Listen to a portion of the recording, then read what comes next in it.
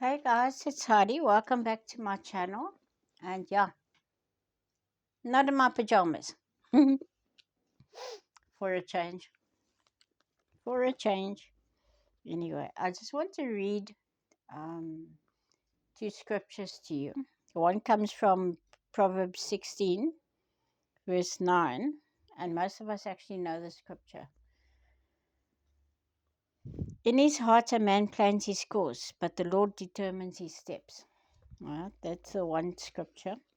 And then the other one comes from Ezekiel chapter 4, um, verse 9. Now, somebody, my friends that I'm supposed to be house sitting for now in November, now in 2 weeks' time or whatever. Um, yeah, I'll tell you all about that. She sent me a video clip that gave a bread recipe in the Bible. So, of course, I was listening to this thing, and the whole time I'm listening to this thing, I'm thinking, there's more to this than just the recipe. Why would God give a recipe for making bread? Specific ingredients. So in Ezekiel chapter 4, verse 9, it says there, take wheat and barley, beans and lentils, millet and spelt. Put them in a storage jar, right? Put them in a storage jar, remember that. And use them to make bread for yourself. You are to eat it during the 390 days you lie on your side. Weigh out 20 shekels of food to each day and eat it at set times. Yeah, eat it at set times. Right? Um, Also measure out a sixth of a hin of water and drink it at set times. Right? So, yeah. Now the guy that was talking on the video, he didn't say that. He just gave the recipe.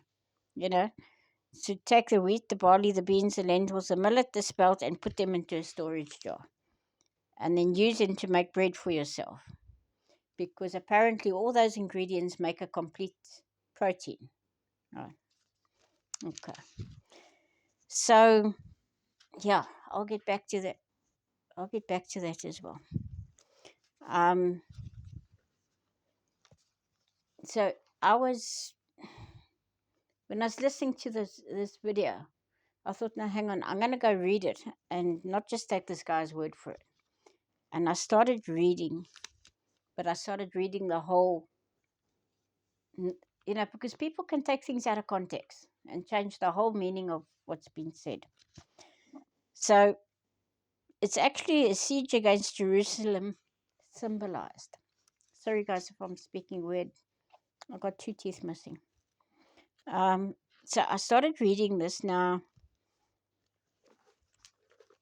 You guys, I'm not going to read it to you. You guys can go and read it. And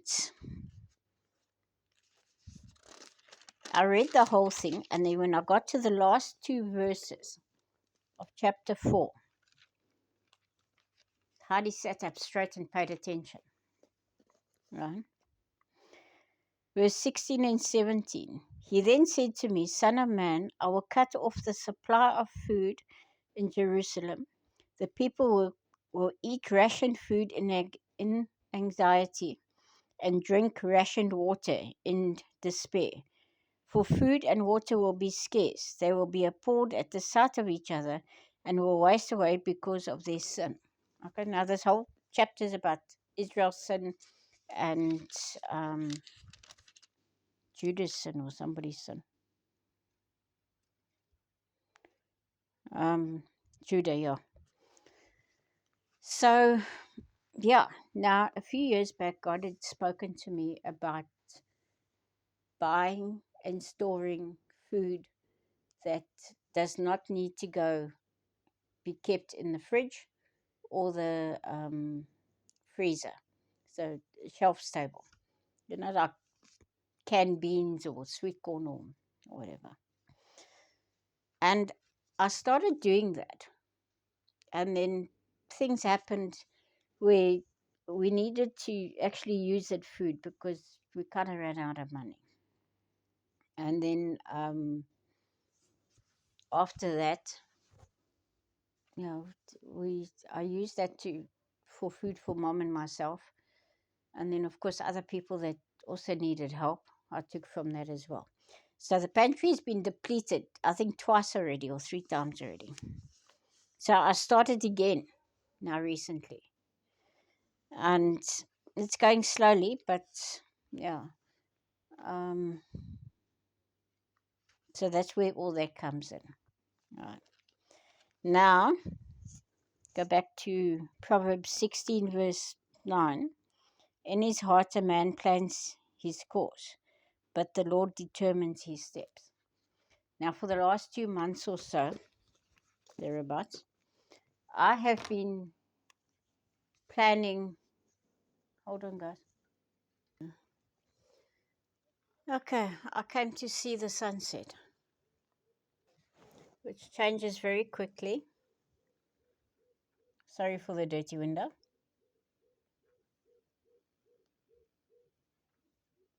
It's absolutely gorgeous.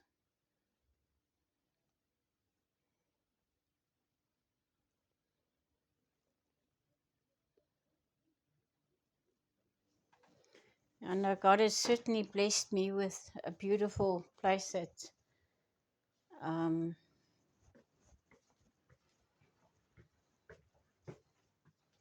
yeah, you get some of the most amazing sunsets here. Anyway, hold on. Yeah, yeah, we get amazing sunsets here. So, yeah, I kind of always run to go and see the sunset. I don't always get to see the sunrise. Yeah. Anyway, okay, get back to what I was reading about. Okay, so for about 2 months or whatever, I've been planning on going to Elgin to go house sit for my friends. But first, her husband is going to see to the brakes of my car, and I was hoping he could do something about the cold start sensor. And then I was going to go up the west coast, go scatter mom and dad's ashes. That will be the last thing I do for them. And then slowly make my way back to my friends, house sit for them for 2 weeks or whatever, and then slowly make my way back home. That was the plan. And Heidi was getting her head around this whole thing that this is what's going to happen. I was going to leave on around about the 15th, 16th of October and then come back about the 10th of November. Yeah, God had another plan. My CV joints said, how's it? Now, I'm not too sure if I spoke in the last video about it. I think I did. We, yeah, so my CV joints went for a loop. So I ordered the CV joints and I ordered the ball joints. And then on Friday they came, and then Saturday my brother started working on the car. And of course, when he took the wheel off, and he came and he said to me, "You've got more problems than you thought." And I thought, Lord, please, I don't need any more problems. And yeah, the shock mountings are perished. What was the other thing? The shock thyroid ends. He says that they're still good for a few months, but they also need to be replaced soon. And then the lower control arm on the driver's side. It is by God's grace that I have not had an accident with a car. On the lower control arm, there's a round hole on the one section with rubber or something there. Yeah, that whole lot is perished. Everything is like loose. And I'm thinking, Lord, anyway, that thing's expensive. So, yeah. And I thought, now what? Where do I get the money now to pay for that as well now? because I've already taken my petrol money that I'd allocated, because I allocate 1,000 rand a month for my petrol. And because I'm forever riding around going, helping somebody somewhere, and then to get to church and back and what have you. Sorry, I need to change glasses because I'm not going to be reading now.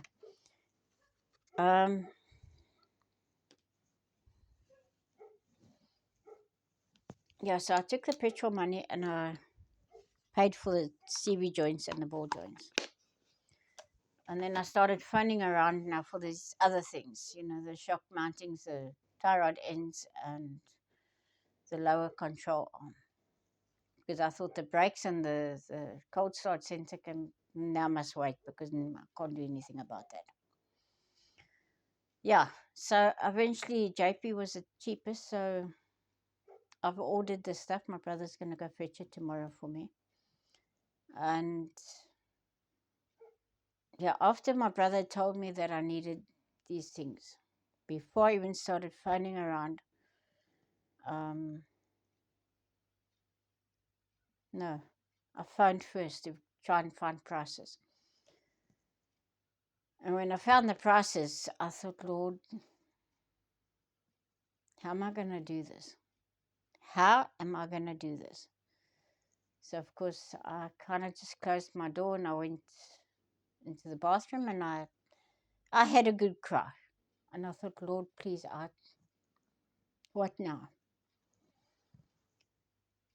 So I washed my face and I thought, okay, go look at the finances and see where you can pull money from. And I had a look to see now, what am I going to do? Because now my petrol allowance, my petrol budget is now non-existent. So whatever petrol I've got in the car that's what there's going to be until next month. So I looked to see where can I pull money from? So I took my grocery money and I always set a little bit of money aside for like a petty cash, for milk, bread, emergency stuff, for the unexpected, just it's there.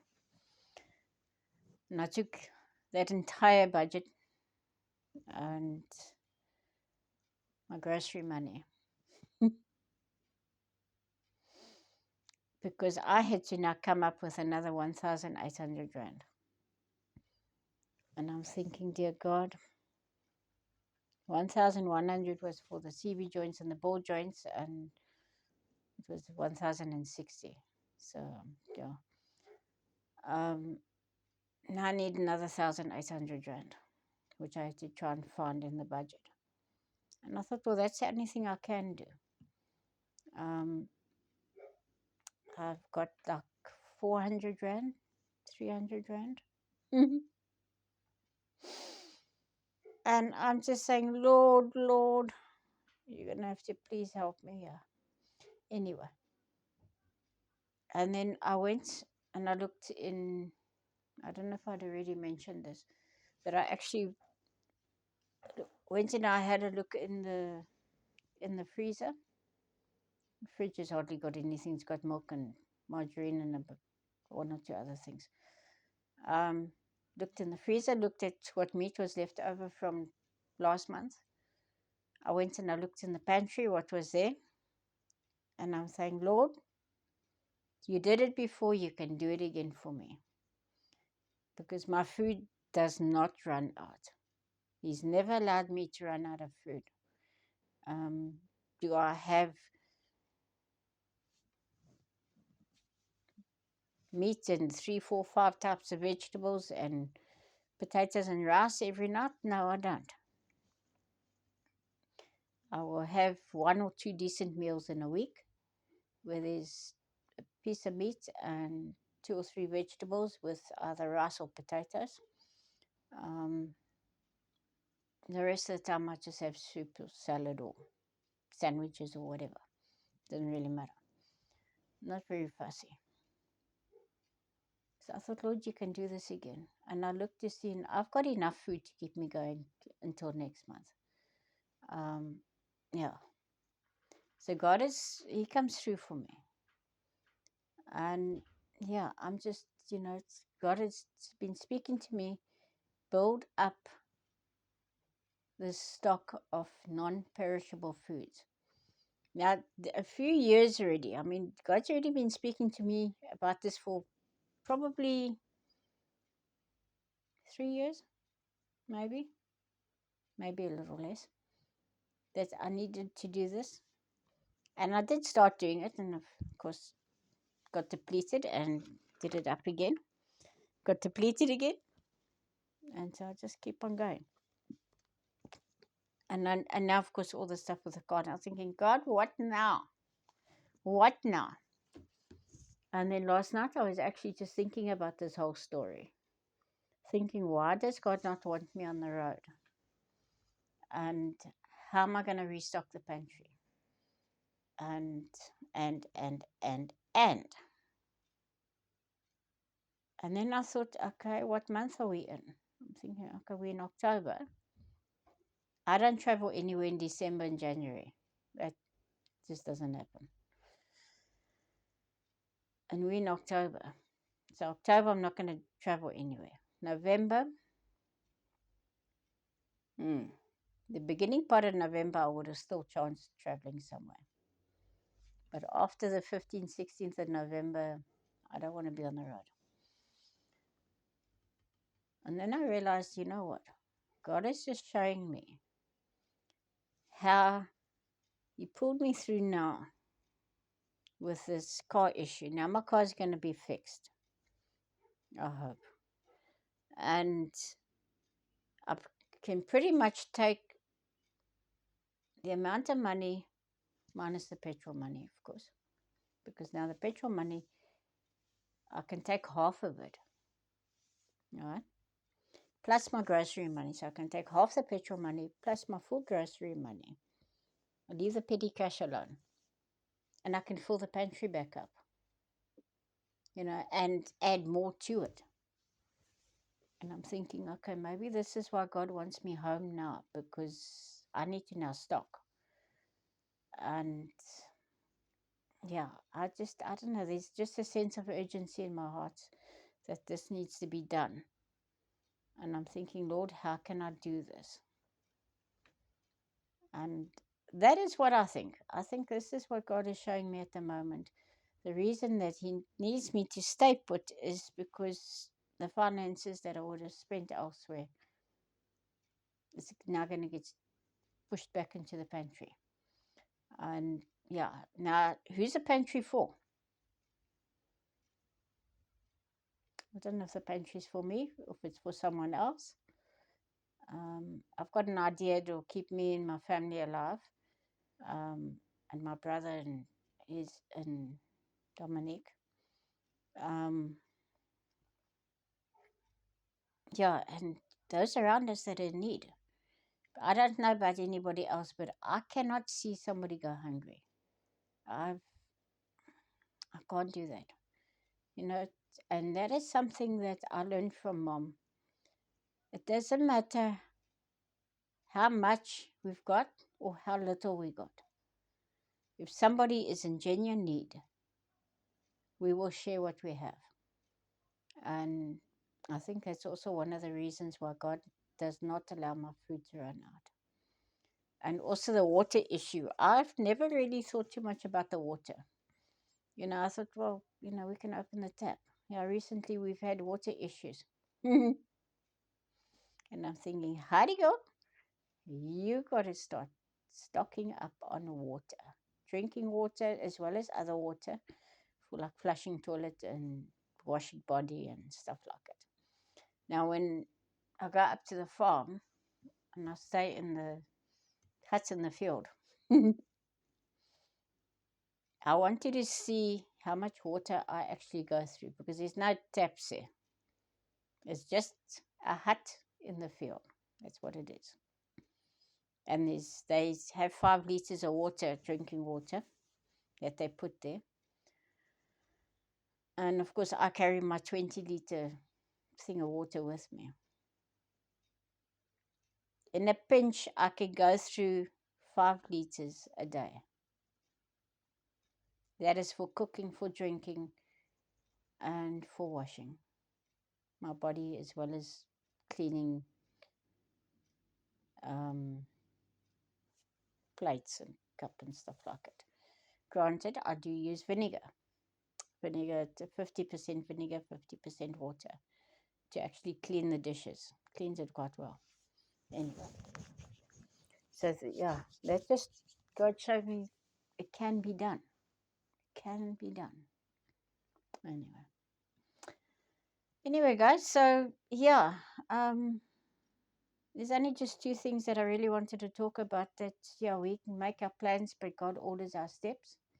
And then, of course, when I got that bread recipe and I read the last 2 verses of chapter 4 in Ezekiel, I sat up and paid attention. And, I just want to tell you guys, I don't want to put fear into anybody. I really don't. I don't want to put fear into anybody that watches this. Besides, there's only 5 or 6 people that watch here. I don't want to put fear into you guys. But if you've got the extra finance, go buy that shelf-stable stuff. Your rice, your beans, your pasta. Don't forget your spices, your like chicken stock and beef stock and that kind of stuff. And yeah, your sugar, your tea, your coffee, milk powder, whatever, whatever, whatever. Don't forget the toiletries, and don't forget your animals, and don't forget the water. Because I'm not exactly sure how far away this nonsense is going to come. So if it's going to happen this year or next year or the next or the year after or whenever, I don't know. I mean, we're supposed to be enraptured, according to some people, in September already.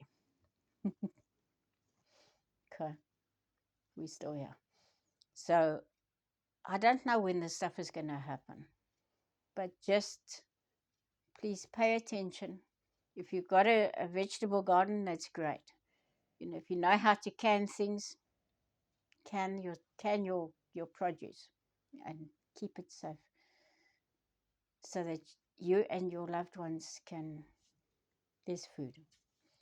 And as I say, don't forget your pets, don't forget water, and don't forget medication, don't forget trash bags. Make sure you got lots and lots and lots and lots of trash bags. They're always handy, and duct tape. Yeah. Okay, guys, I'm going to stop waffling now. All right, lots and lots of love. Bye. Good heavens, how did it's 20 odd minutes?